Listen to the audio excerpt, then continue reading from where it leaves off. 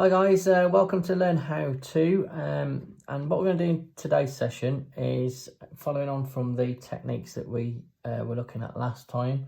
We looked at wood, metal and plastic enhancement techniques, and what we're going to do today, I thought we'd have a look at doing some more complicated techniques such as stone, glass and concrete. So we're just going to focus on stone for this one today.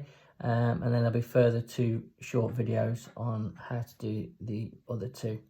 Okay, so basically just started off with outlining and marking three very simple isometric cuboids just to start the shapes off for the purposes of this exercise. Obviously you can create yours to whatever shape you desire, and it starts off very similar to the other isometric drawings that we've done. Where we start with the front corner and then build up the shape with the downward arrow, the outside verticals, and then the open book and putting the top on. Okay, so to do the stone effect, basically it's fairly simple. There's lots of different ways that you can try and replicate the effect of stone, but what you're trying to achieve is a rough effect, or to show that the surfaces have got some kind of texture.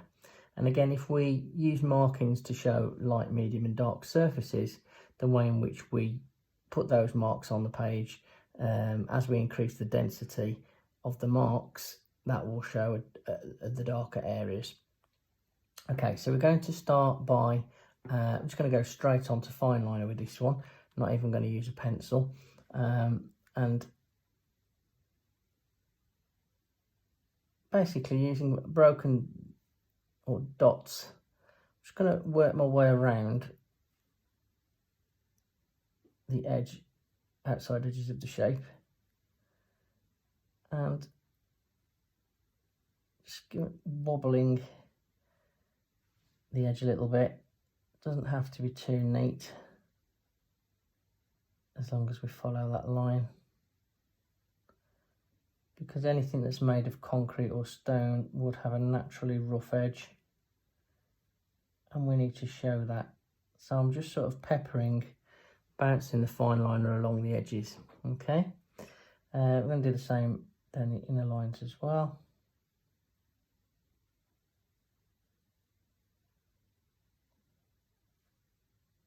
And every now and then just make sure there's a little bump. The line doesn't have to be completely connected either, it can stop and start as you bounce away along the edges. Okay, so that's the outlines done. We're now going to start filling in the surface details. So again, same principle applies. If you've got the light source shining down from the top left here, you're going to see this top surface plane being the lightest surface. So we're going to just use dots to stipple the top surface. Moving on to our medium side, this time making them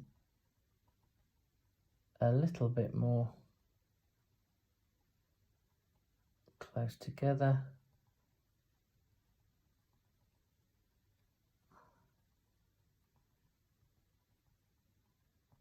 So there should be a clear difference between the spacing and the size. Okay, and then onto our last surface. This will take quite some time. It's the largest surface. And it doesn't matter if some of them sort of shoot off in different directions a little bit or cross over. Besides it's concrete or stone products, naturally have lumpier material that would show as a clump or a darker area. I'm just going to work my way down this left hand side and then work my way back up.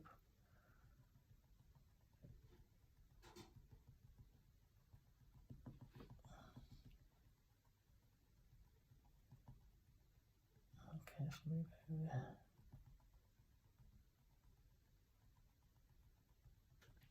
Again, it's completely random. Up, down, left, right.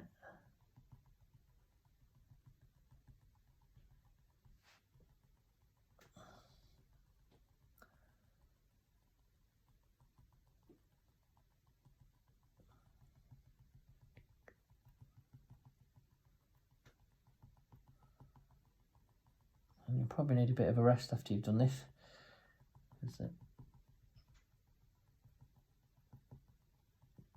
Can give you a little bit of an ache.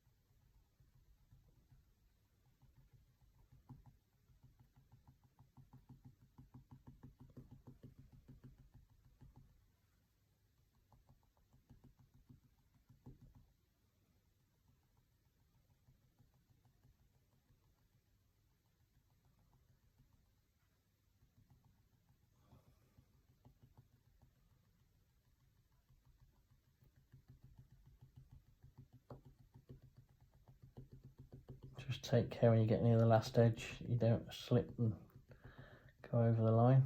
So probably best to work your way down the edge first, carefully, and then work your way back in. Sometimes you can get a bit carried away and put dots where you don't want them, especially when you're working with fine liner.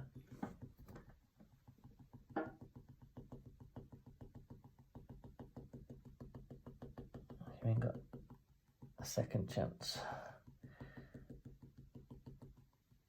Okay, just look for any areas where there's a few gaps.